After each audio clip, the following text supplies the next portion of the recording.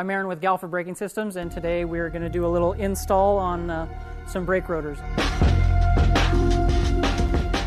So what we wanted to start with is a bare wheel, no rotors. You've obviously taken it off the bike, taken your stock rotors off, and so we're going to show you how to install the new Galfer rotors. What you want to do is you want to clean up the contact area where the new rotor is going to go, as well as you're going to want to clean the OEM bolts, because you will be reusing those. So you want to take the Loctite that comes stock on those off. Normal wire brush will work for that. As you can see, we already do have one rotor on the back side here to show you how we're going to do the offset with the other side. We want to make sure that the rotors are offset from side to side, and what that does is because you're going from a round rotor to a wave rotor, there's going to be different characteristics between the two, and we want to make sure that the wave pattern is offset so that you don't have any type of vibration once you put the rotors on. So we're going to lay it down. You've got your rotor. Now the rotors that we're using today are Superbike rotors, so they are directional. If you have the standard set, it's not going to matter which side you put on first, left or right, because there's no direction. But with this one, we already have the right side rotor on, so right now we're going to put the left side on. All right. The Superbike rotors do have a directional arrow on them, so you'll be able to tell, and that arrow is going to be going in the direction that the wheel will be spinning. And so you want to line up your holes. Now when I say offset, you want to make sure that the outside wave pattern from the right side rotor to the left side rotor, if you can make it so that the peak of the rotor on both sides is offset. So say this is your left side. On the right side, you want the peak of the other side rotor to be in the middle of this trough. So, and if that's possible, awesome. If not, you want to make sure that the carrier section, that from the left side to the right side, that if the carrier lines up in the center here, so that you're offset one way or another. Install the new rotor.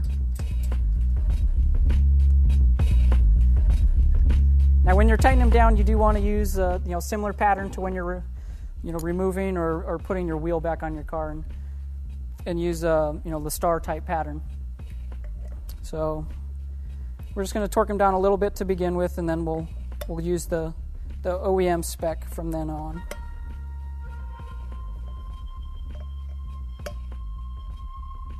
And so we've got the second rotor installed, and you can see that the wave pattern itself is slightly off, but the center section, the carrier, is offset from one side to the other side. And that, again, is to minimize the amount of vibration that you're going to feel from the actual pattern itself on the brake pads.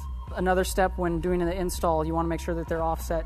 You do want to have the wheel rebalance. Most of the times, guys will change their tires at the same time when they're doing this install. So it's always a perfect time to have the wheel rebalanced.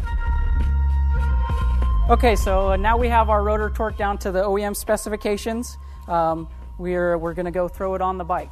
We do recommend that you put a new set of brake pads in whenever you're replacing your rotors. We do recommend Galfer brake pads with the Galfer rotor.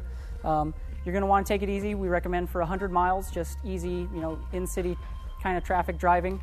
No just, getting on the freeway, jumping, going 80 miles an hour and getting on the brakes. We slowly break in the brake pads and the rotor. It's going to need to go through a few heat cycles in order for it to get to its full operating temperatures.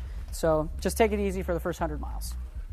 You want to true the calipers and the wheel so that everything lines up straight. So what we've done is, with the wheel back on, axle's still a little bit loose, pinch bolts are a little bit loose, and the caliper bolts are all a little bit loose. So what you're going to want to do is you're going to want to pump your lever a few times, build up pressure so that your brake pads are grabbing on your rotor, and with pressure held onto it, you're going to want to tighten up your caliper bolts.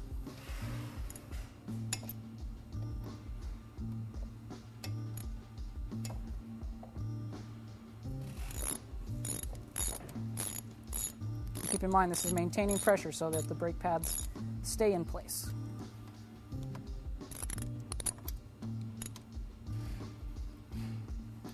Tighten them up on both sides. This may help if you have a buddy around to hold the lever while you go back and forth across the bike.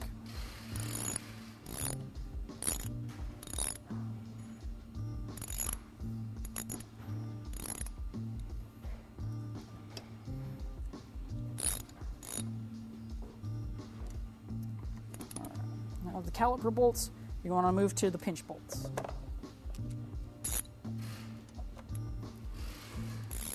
Just make sure that those are all tight.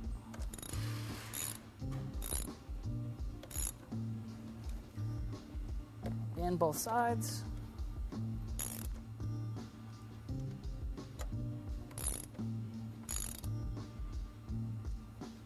And then you can lastly go to your axle bolt.